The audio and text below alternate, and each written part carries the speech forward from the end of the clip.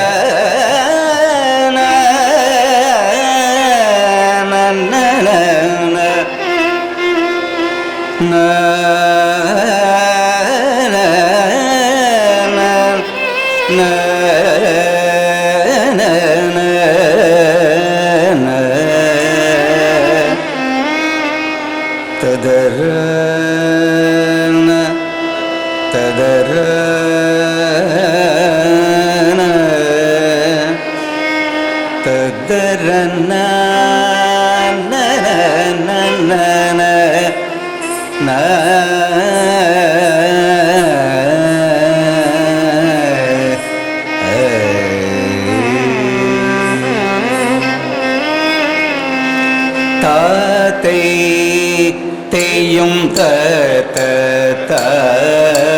காத்தை தேயும்